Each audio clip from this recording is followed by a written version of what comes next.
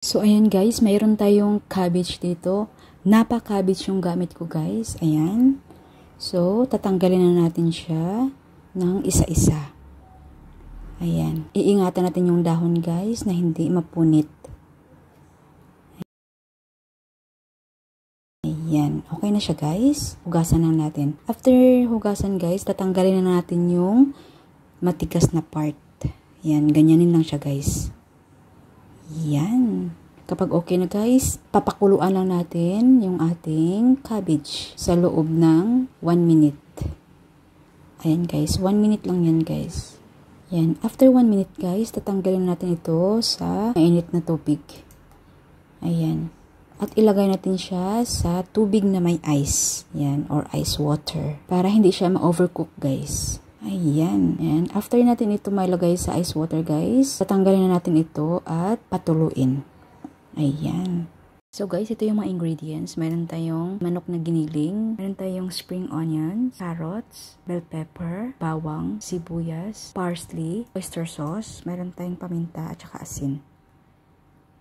Ayan. Then gagamit din tayo ng food processor, sesame oil, itlog at harina.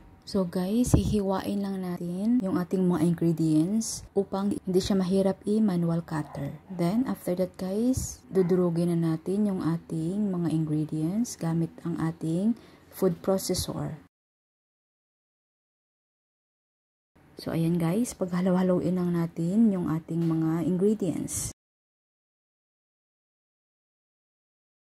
And imimix natin ito ng mabuti. Ayan guys, okay na siya.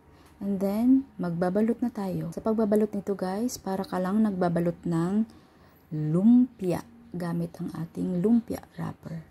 So, yan guys, gamit natin ay napa cabbage. Diba maganda siya guys. Yan, ganun din yung gagawin natin guys hanggang sa maubos.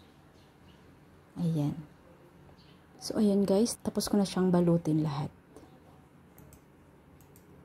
Ayan. And then guys, lulutuin natin siya gamit ang ating steamer. Ayan. I-steam na natin sa loob ng 20 minutes. Ayan. After 20 minutes guys, ayan. Okay na yung ating cabbage rolls. Very nice. So guys, gagawa tayo ng sausawan. Mayroon tayong soy sauce, sugar, mayroon tayong chili garlic oil, kunting tubig, and lemon. Then, mimix na natin.